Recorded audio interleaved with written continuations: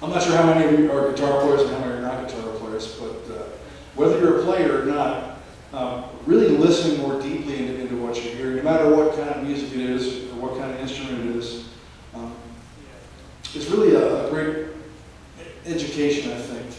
And if you can talk, if you can sit with other people and listen to music and talk about what you're hearing, your appreciation and your understanding of what's going on will deepen, and that makes listening a much more pleasurable experience. It can also make it a worse experience if you know what's deficient. I was wondering, when you develop a song, do you play around different keys or different tunings to make it fit the song, or do you like driven, I'm going to do this and I'll D tuning or G tuning? Yeah, it really depends.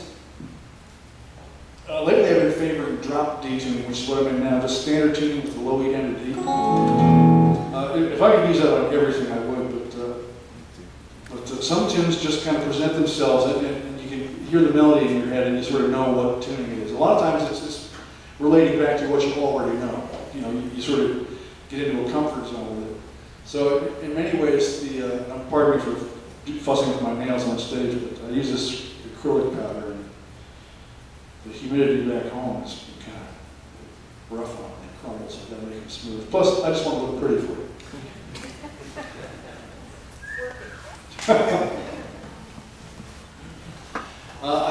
My mind has exited your question already. I was just asking about the different tunings that you use. You know, I mean, that sounds like like you said, kind of into the drop D tuning. Yeah, the drop D is a great place, and the great thing about drop D is that you can play in a bunch of different keys in it.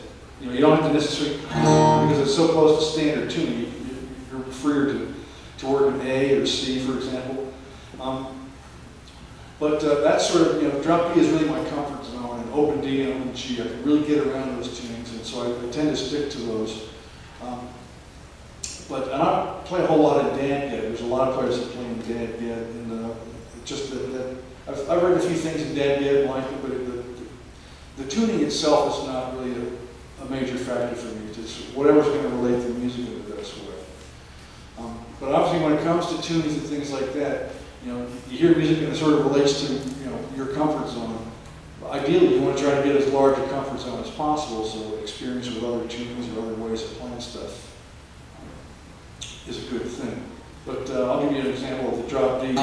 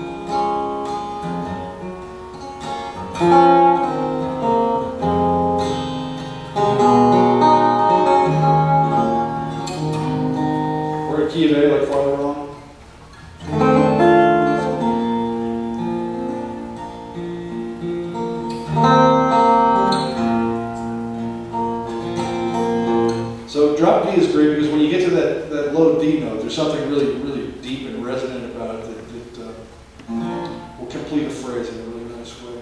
But I don't think too much about the tunings anymore. The first two tunes I played were open D tuning. I have a few more things in open D. It's a really great tuning for slide guitar. Open G is another tuning that I really like a lot. Open G has a closer relationship to standard tuning than open D does, because the middle three strings are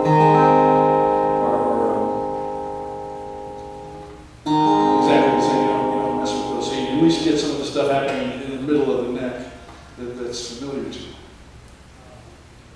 More questions?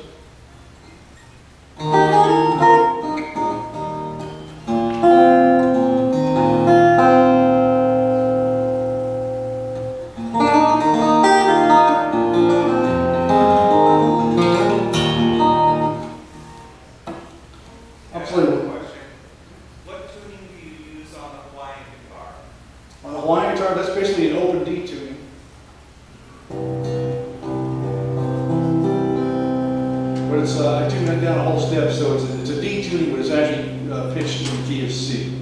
And are you able to do that because there's no intonation issues because you're not fretting anything?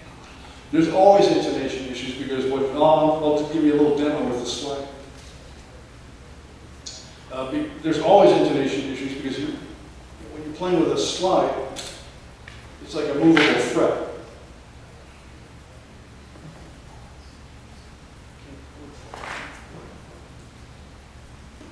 Now this guitar, this is a guitar that I co-designed with Jason Bowerman at Breedlove. Jason built this all by himself. And this is based on my old Style 2 Weisenborn from back in the 1920s. It's got a square hollow neck. So, and this one happens to be made out of myrtle wood, which most of the original Weisenborns are made from koa, beautiful wood from Hawaii. But this one, if you can see that there's some frets on the bass side of the neck, some little bitty frets.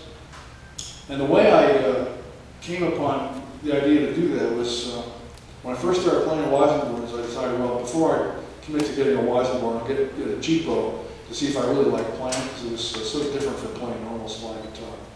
So I got this guitar company called KNS. They made this cheap Weisenborn knockoff, and I got it, and it was just, the S in KNS stands for suck. I had this look about it like, well, it's Friday, let's let the kids come in and make one. Workmanship was really bad, but the nut on a Weisenborn guitar is very hot, because you're not playing it like a normal guitar, you're playing it with a steel. But on this particular guitar, the setup was all wrong, and the nut was really low, so you'd be bottoming out and hitting the guitar with the slide. What it allowed me to do was something that I never heard about before, which is using my little finger to fret notes.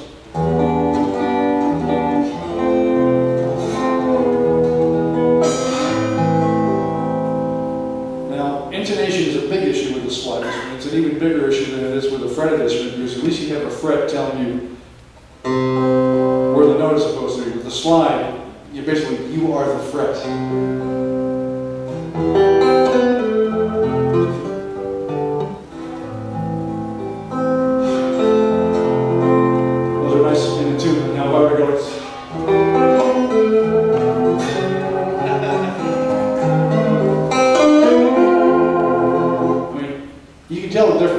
People always say, oh, why do you spend so much tuning? We wouldn't know the difference.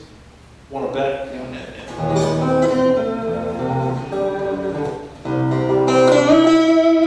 With a slide instrument, I find that intonation and command of the slide is really, really crucial. It's really difficult because you're not really anchored to the neck like you are. With a regular guitar, I have my thumb behind the neck and I'm in contact with it. This way, I'm in contact on top of the string. So you have to work really hard to develop a sense of poise to where you can hold onto the slide.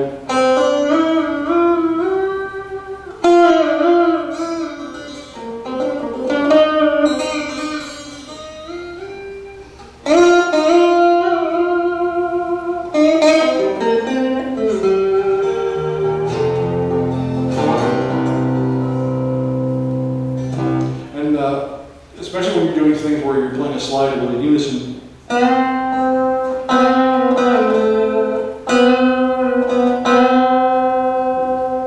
Hear those two notes, boom, pop, pop, pop, pop, they hit the beat.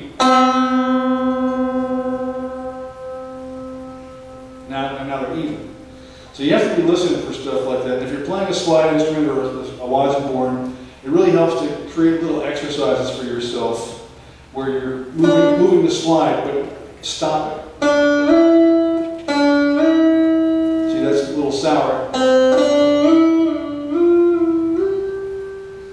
But being able to stop, and these things are a little bit heavy, so as you're working with them, the inertia wants to carry it forward. And so you have to really have good control. You don't have to grip the thing too tightly, but you have to have enough control to be able to get the brakes on. Otherwise,